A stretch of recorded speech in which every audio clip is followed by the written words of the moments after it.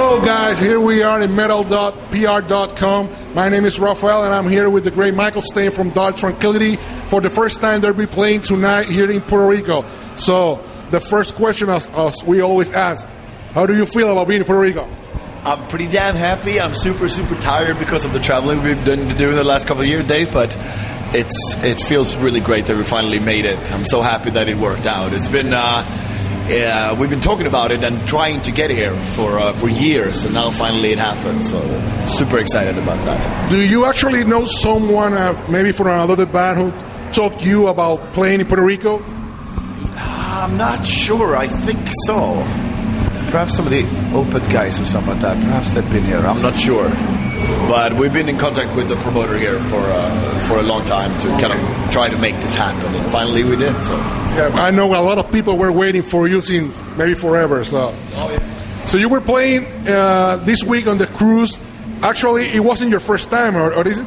No, it was our second time. We were there on the first year as well, 4 years ago. So this was a great comeback to the awesome 70,000 tons of metal. How was your experience this time compared to the last one? I think this was even better. Fantastic bands, amazing people, and so much fun and so much drinking and partying and karaoke and it was awesome. So I was super excited, happy about it. Now with this new trend of on a different way to develop bands playing in cruise, how do you compare to actually doing a tour now that you're going back to the States? Well, obviously, I mean, this is extremely comfortable, having a suite on a boat and then just going up and play and then party and stuff like that. But I really like touring as well. I like the comfort of a tour bus, where you can go to sleep and you can be alone at whenever you like. The air conditioning is always working and stuff like that, and you travel all night and then you wake up in the morning and you're in a new place. So I kind of like that too. So my least favorite thing about touring is flying, I think, or waiting, stuff like that. So a tour bus is definitely a way to go. And, of course, cruise liners. You're playing the United States once again, so after all these years of experience and touring, what would you expect this time maybe different from the last tours you have done? Wow, we play some kind of familiar places, familiar cities, so I'm going to be exploring a lot. I have a lot of places that I really want to see that we haven't been to before, and I'm going to meet a lot of friends, and I think the shows are going to be awesome. It's the first time in 4 years or something like that we do America, so we're really excited to get back. Why do you expect so many times, so long for come back to the United States? I don't know. It just we've received a lot of great response for the new album from America, so hopefully people will come out in droves and see the show, and we're gonna do meet and greets every day, which gives us a kind of like a better chance to kind of interact with our fans and stuff like that. So it's gonna be cool. I think it's gonna be an awesome tour. There is also a new trend that most of the bands are going more than ever down to South America. You were already there, right? Yeah, we were there last week. And I think the promoters down there have become so much better. Like the first time we went in 2000, I think, it's a little sketchy, some people that ripped us off and stuff like that. But now the promoters that we've been working with the last 3 times we've been there have been fantastic. So that makes us want to go back even more. And it's one of these things. It's kind of cool to string together different tours. So we started out 7 days in South America, then we did the cruise, then we go here, and then we do the proper show, the proper tour, and then we'll be home for a couple of days, and then we go to China, Japan, South Korea, Australia, and Israel, and Tunisia, and stuff like that. Yeah, I know. Ridiculously long tour. Yeah, I know a lot of bands are going to China these days, so how was your experience there? It's like going back in time. It really is an underground scene that I haven't seen since the early 90s, Since you cannot really promote metal shows, it has to be kind of, on the down low, and just on Twitter, it's the only way to actually promote a show. How's the turnout? The people, how many fans do you I mean, it's the biggest country in the world, but we draw a pretty good crowd. I think I don't remember, but they're super passionate, and everybody looks like they've been asleep since the early '90s and stuff like that. And just the passion, and some of the guys are writing fanzines, like old school fanzines, like we did back in the day and stuff. So it's really cool that it's happening, and so it's very exciting for us to go there for sure.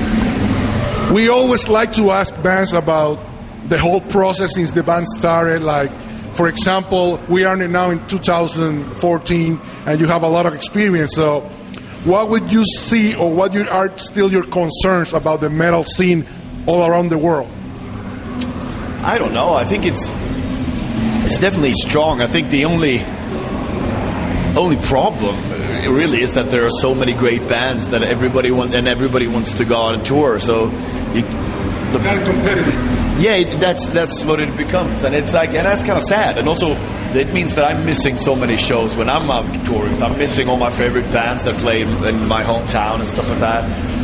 And so it's actually like one of the promoters in Gothenburg had to kind of shut down. He has so many shows, but he doesn't make any money because people don't really go out as much. You know, perhaps they go out, but they can't. You can't do 3-4 shows a week. You know that it. Not even in Sweden.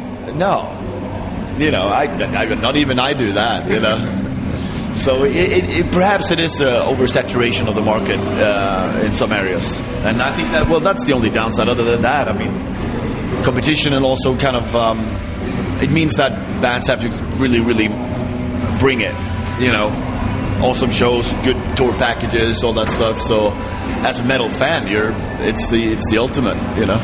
Now that we're talking about Gothenburg, since your beginning, when did you feel that people in your hometown were responsible, you know, giving all their support to you, or you always had that support, or you have to earn it, you know, maybe in the next couple of albums before that? We definitely had to earn it. You know, obviously all of our friends came to our shows, but that was pretty much it.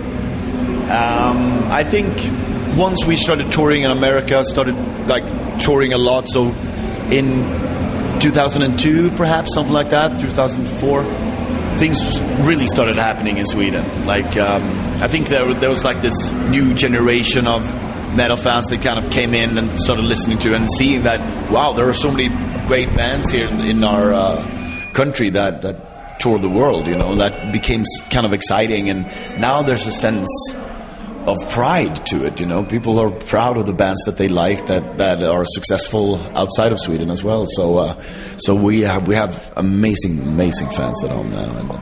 And still in that theme, obviously the one of the biggest news in this week. What do you think about At the Gates recording a new album? It's friggin' awesome. I'm kind of nervous about it, but I know that Anders have been really reluctant, you know, and hesitant to do it. But at the same time, now that he just released this solo album and stuff like that, and that was fantastic, and